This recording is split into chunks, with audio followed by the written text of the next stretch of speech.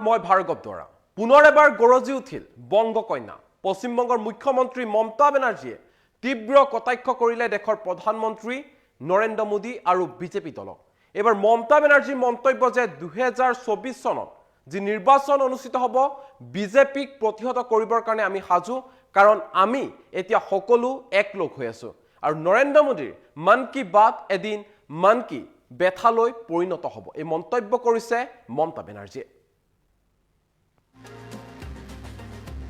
নীতিশজী হেমন্ত সোৰেন অখিলেশ আমি সকলো একলগ হৈ আছো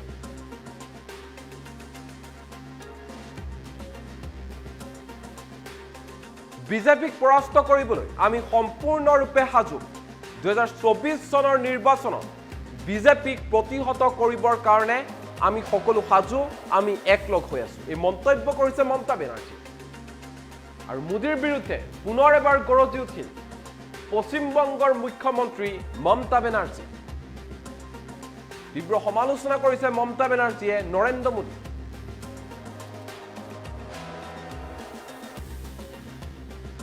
আৰু দৰকাৰ নাই বিজেপি চৰকাৰ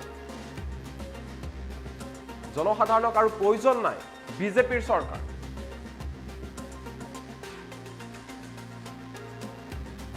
সমগ্ৰ দেশখনে বিক্ৰী কৰিলে নৰেন্দ্ৰ মোদীয়ে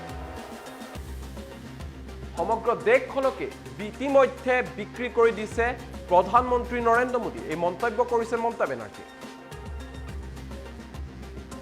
মোৰ চিকাগোৰ পৰা আমন্ত্ৰণত বাধা দিলে মোদী চৰকাৰে চিকাগোৰ পৰা মোলৈ আমন্ত্ৰণ আহিছিল কিন্তু হেয়া আমন্ত্ৰণত বাধা দিলে মোদী চৰকাৰে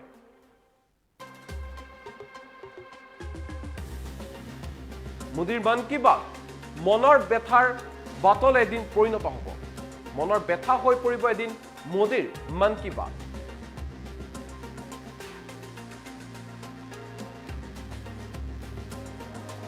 বিমান ৰেলকে ধৰি লাভজনক উদ্যোগ সকলো ইতিমধ্যে বিক্ৰী কৰি দিছে নৰেন্দ্ৰ মোদীয়ে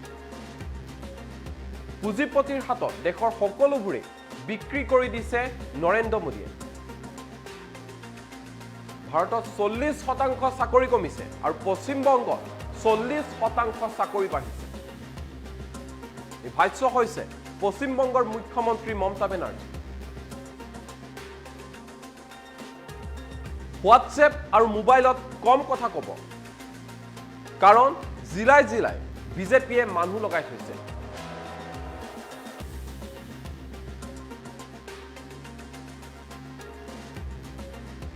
CBI আৰু ED লগাই আমাক লাভ নাই কাৰণ য'ত অন্যায় আৰু দুৰ্নীতিয়ে নাই আমি কাৰোলৈকে ভয় নকৰোঁ এই হুংকাৰ দিছে মমতা বেনাৰ্জী যিমানে CBI আৰু ED নলগাওক কিয় আমি ভয় নকৰোঁ ঝাৰখণ্ডক বচাই দিলো হেয়া আমিহে পাৰো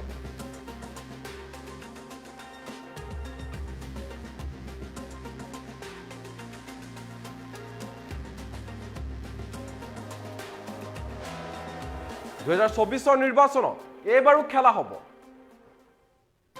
বিজেপিক প্ৰতিহত কৰিবৰ কাৰণে আমি সাজু 2024 পুনৰ এবাৰ খেলা হ'ব বিজেপি বাবুৱে বুজি পাব খেলাৰ নাম বাবাজী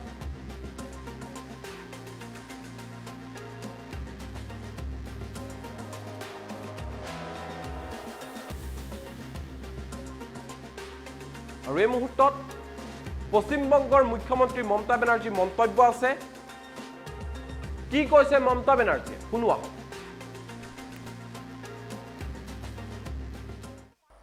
মিথ্যে খবর একদিন সত্য হতে পারে চিরকাল নয় আপনি যে সূত্র বলে দেখাচ্ছেন ওর বাড়িতে এত ঘর পাওয়া গেল এত গয়না পাওয়া গেল এত টাকা পাওয়া গেল এখনো পর্যন্ত কি প্রমাণ হয়েছে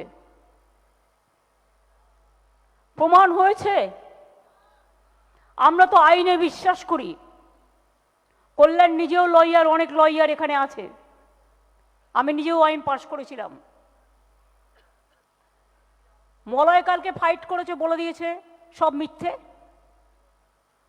কেষ্ট বেচারা ওর একটু নিজেরই শরীর খারাপ একবার বকটুই হলো সেখানে ধাক্কা দিয়েছে প্রতি ইলেকশনে নজরবন্দি করে রেখে দেয় কটা প্রতিবাদ করেছেন তাতে কেষ্টকে আটকাতে পেরেছেন?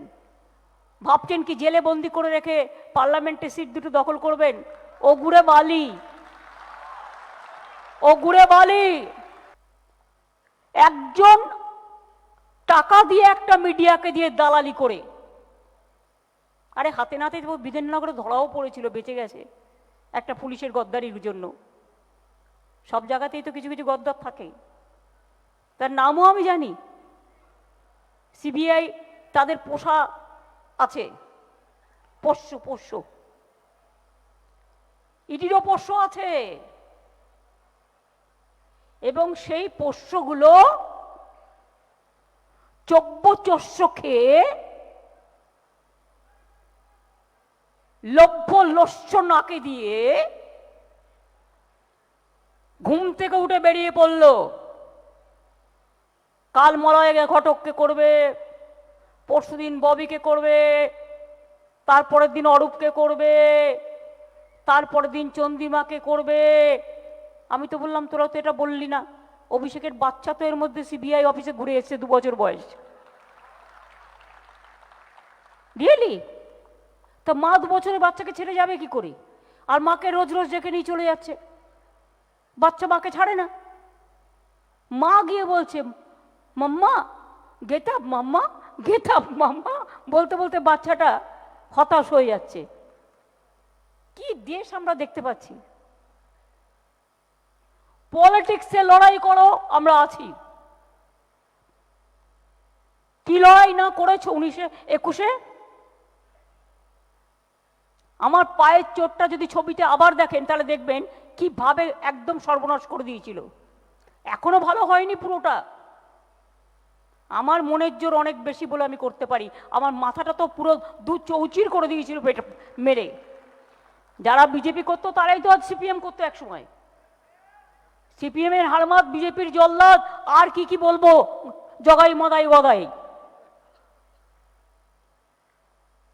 একদিন কিন্তু আপনাদের শুনতে হবে জগাই মাথায় গদাই, এবার হবে বাই বাই। কতদিন চলবে এরা? নিহত সিংহের থেকেও আহত সিংহ খুব ভয়ানক। আমাকে আঘাত না করলে আমি প্রত্যাঘাত করি না, আর আমাকে চমকালে, আমাকে ধমকালে, আমাকে ধমকালে আমি চমকাই, আর আমাকে চমকালে আমি গর্জাই, আর আমাকে গর্জালে আমি বর্ষাই, আর আমাকে বর্ষালে আমি উতরাই, আর এভাবেই চড়াই উতরাই পেরিয়ে যাই। আমি চাই বিজেপি বেশি করে করুক, এজেন্সি বেশি করে করুক, কারণ পরে আলটিমেটলি আইনে দেখবেন কিচ্ছু নেই, জিরো। আমি সব শুনে নিয়েছি। লড়াইয়ের পাল্টা লড়াই হবে। দিল্লির এজেন্সিকে সাথে নিয়ে বেকারদের চাকরি সব কেড়ে নিয়ে পাবলিক সেক্টর সব বন্ধ করে দিয়ে, গ্যাসের দাম বাড়িয়ে দিয়ে, পেট্রোলের দাম বাড়িয়ে দিয়ে, ডিজেলের দাম বাড়িয়ে দিয়ে, বুলেট ট্রেন তো লোকে দেখেনি, কিন্তু বুলেট ট্রেনের মতো বুলেটের মিথ্যাচার চলছে। বুলেট ট্রেনের থেকেও বেশি গতিতে মিথ্যার গতি চলছে। কি যেন বলে, মন কা দাম না মন কা ব্যথা? মন কি ব্যাথ না, ওটা মন কি ব্যথা হয়ে যাবে। মন কি বাতটা মন কি ব্যথা হয়ে যাবে। তার কারণ এত মিথ্যে, মিথ্যে বলতে বলতে বলতে বলতে আর কিছু থাকবে না দেশে। এত রাগটা কিসের? इतना गुस्सा क्यों?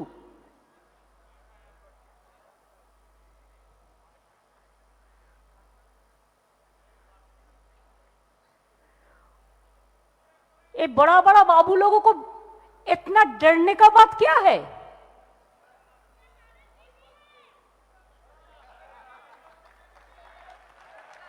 क्या गुस्सा है, बाप रे बाप। हमको शिकागो से इनवाइटेशन आया, रुक दिया, जाने नहीं दिया। हमको स्टीफेंस कॉलेज से इनविटेशन आया, रुक दिया, जाने नहीं दिया। चाइना से इनविटेशन आया, रुक दिया, जाने नहीं दिया। मैं तो कहती हूं जाओ जाओ तुम लोग जाके घूम के आओ। हमारा बंगाल में हम घूमता तो हमारा सारा विश्व हो जाता। ওরা যদি সব ব্যাংক থেকে হাজার হাজার কোটি টাকা চুরি করে নেয়, দেশ থেকে লক্ষ লক্ষ কোটি টাকা তুলে নেয়, তাতে সিবিআই হবে না, ইডি হবে না। মধ্যপ্রদেশে ভ্যাপাং কেসে 54 জন সুইসাইড করেছে, এডুকেশন মিনিস্টার অ্যারেস্ট হয়নি। কদিন আগেও আরো স্ক্যাম বেরিয়েছে, রাজস্থানে বেরিয়েছে, ইউপিতে বেরিয়েছে। কই সাধু বাবারা? সাধু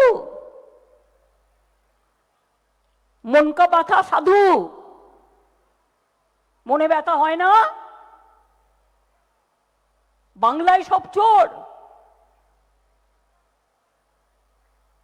আর তোমরা মন কা ব্যথায় দেখছো নতুন ভোর। এইভাবে দেশ চলতে পারে না। মনে রাখবেন, রেল বিক্রি করে দিচ্ছে, বিমান বিক্রি করে দিচ্ছে, কোল বিক্রি করে দিচ্ছে, ইন্ডাস্ট্রি বিক্রি করে দিচ্ছে। লাভজনক সংস্থা কি, লাভজনক লোকসানজনক সব সংস্থা বিক্রি করে দিচ্ছে। চাকরি ভারতবর্ষে 40% কমে গেছে, আর বাংলায় 40% চাকরি আমরা বাড়িয়েছি, আরো বাড়াবো। সংখ্যালঘু ভাই বোনেরা জেনে রাখবেন, বিজেপি কিন্তু সিপিএম কে এখন টাকা দিচ্ছে কিছু সংখ্যালঘু ছেলে মেয়েদের মাধ্যমে, মানে আমাদের থেকে দূরত্ব বাড়ানোর জন্য। এটা সংখ্যালঘুরা করবেন না, এটা আমার বিশ্বাস। এমনকি ওরা, শুনে রাখুন, আজকে সকালে কোর্টে কেস করেছিল। কি কেস বলুন তো? আমি কেন রেড রোডে ঈদের দিন যাই? তো আমাকে ইনভাইট করে আমি যাই, সে আমি তো ইফতারেও যাই। এ আবার কি কথা? আমাকে কেউ আমন্ত্রণ জানালে আমি যাব না? এটা হতে পারে কখনো? আর আমি স্টেট বলছি, আমি যতদিন বাঁচবো আমার কাছে কোনো ভাগাভাগি নেই। মন্দির, মসজিদ, গুরুদ্বারা, গির্জা সবটাই কে নিয়েই আমি চলবো, এটাই আমাদের একতা। লক্ষ লক্ষ কোটি টাকা তো পিএম কেয়ারে উঠলো, সে টাকা কোথায় গেল?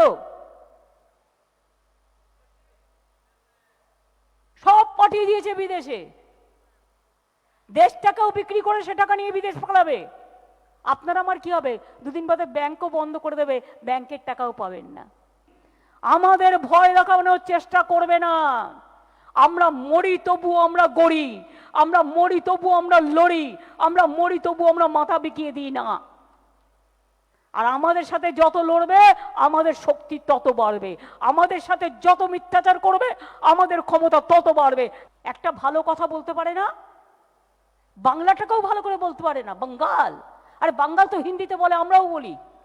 ঝাড়খণ্ডে বিক্রি করছিল, 10 কোটি টাকা দিয়ে দিয়ে হাতে নাতে ধরে দিয়েছি, ঝাড়খণ্ডকে বাঁচিয়ে দিয়েছি। আমরাই পারি, খেলা হবে।